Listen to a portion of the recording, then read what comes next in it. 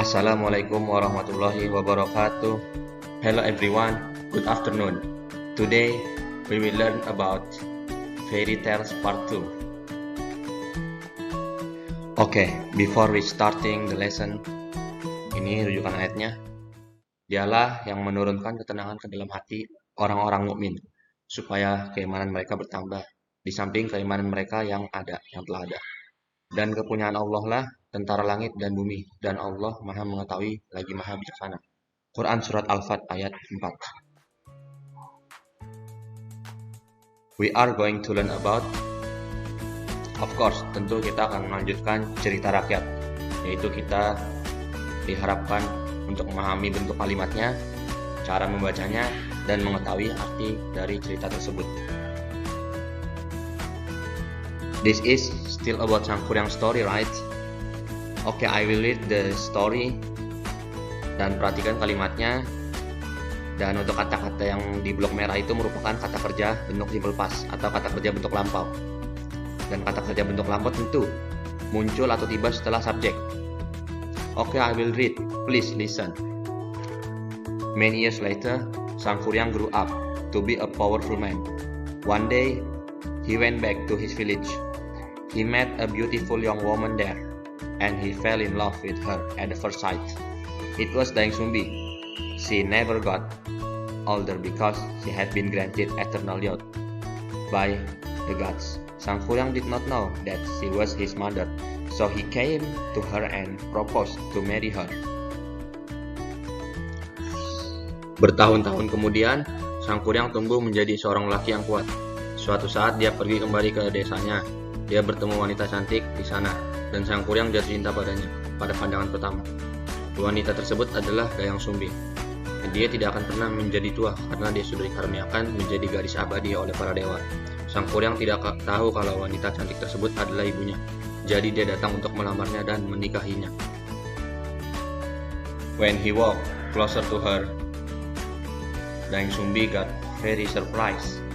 She saw the scar in Sangkuriang's forehead, and soon she knew that he was her son, who left her a long time ago.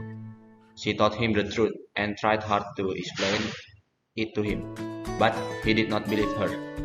She did not want to break his heart, so she accepted his proposal and gave him an impossible thing to do. She wanted him to build a lake and a boat for one night. Ketika Sangkuriang berjalan lebih dekat dengannya, Daeng Sumbi terkejut. Dia melihat bekas luka di dahinya Sangkuriang, dan segera Daeng Sumbi mengetahui bahwa dia adalah anaknya yang pergi meninggalkan dalam waktu yang sangat lama. Daeng Sumbi mengatakan kebenaran kepadanya dan mencoba keras untuk menjelaskan kepadanya, tapi Sangkuriang tidak percaya. Daeng Sumbi tidak ingin melukai hatinya, jadi dia menerima lamarannya dan memberikan sebuah hal yang tidak mungkin untuk dilakukan. Daeng Sumbi ingin dia membuat danau dan sebuah perahu dalam satu malam. Sangkuriang agreed because he knew that he could make it with the help of his genies. By midnight, he finished the lake and then started making the boat. Daeng Sumbi was thinking hard to find a way to fail him. Before dawn, she asked the people in the village to burn the woods in the east, and the light made all the cocks crow. Sangkuriang setuju karena dia tahu bahwa dia bisa membuat itu dengan pertolongan dari jin-jinnya. Di tengah malam dia selesai membuat danau dan kemudian mulai untuk membuat perahu. Daeng Sumbi sedang berpikir keras untuk menemukan cara menggagalkannya. Sebelum fajar, Daeng Sumbi bertanya kepada warga-warga di desa untuk membakar kayu-kayu di arah timur dan sinar yang membuat ayam-ayam berkokok. Thinking that the night would be over soon, the genies ran fast and left Sangkuriang before the boat was finished. Sangkuriang realized that Daeng Sumbi had cheated him. He got very angry and he kicked the boat upside down. It gradually became a mountain, nowadays as Mount Tangkuban Perahu. Berpikir bahwa malam akan segera berlalu, Jin berlari cepat dan pergi meninggalkan Sang Kuryang sebelum perahu diselesaikan. Sang Kuryang mengetahui bahwa Daeng Sumbi menipunya. Sang Kuryang sangat marah dan dia menendang perahu sampai terbalik. Itu berangsur-angsur menjadi gunung. Saat sekarang ini menjadi sebagai gunung tangkuban perahu. Baik, ini adalah bentuk kalimat simple past tense atau kalimat yang menceritakan kejadian di masa lalu atau lampau. Perhatikan, ini adalah subjek dan setelah subjek adalah verb to atau simple past. Dan setelah simple past lalu objek untuk melengkapi kalimat tersebut. Langsung saja kita lari ke contohnya dan perhatikan juga warnanya ya. Warnanya itu mirip ya, seperti rumusnya. Oke, contoh yang pertama, they clean the motorcycles 2 days ago. Subjeknya adalah they, lalu clean-nya verb to-nya. Lalu objeknya the motorcycles 2 days ago. Itu merupakan objeknya. Dan jangan lupa tulislah titik setelah membuat kalimat. Dan jangan lupa juga diawali dengan huruf besar atau huruf kapital. Lalu untuk contoh yang kedua, masih sama, ini semuanya kalimat simple past semua. Kalimat yang kedua, Raja Salman visited Indonesia.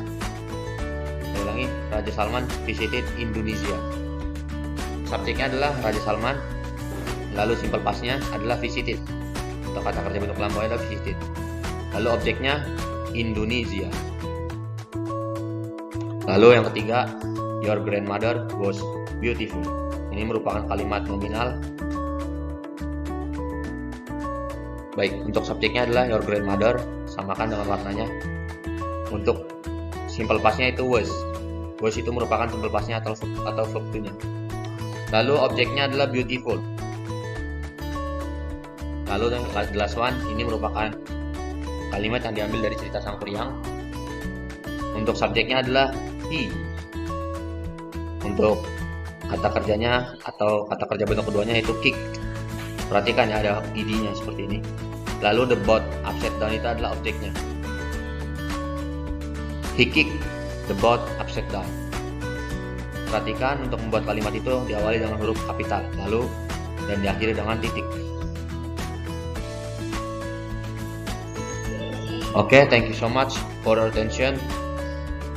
See you on the next material. Wassalamualaikum warahmatullahi wabarakatuh.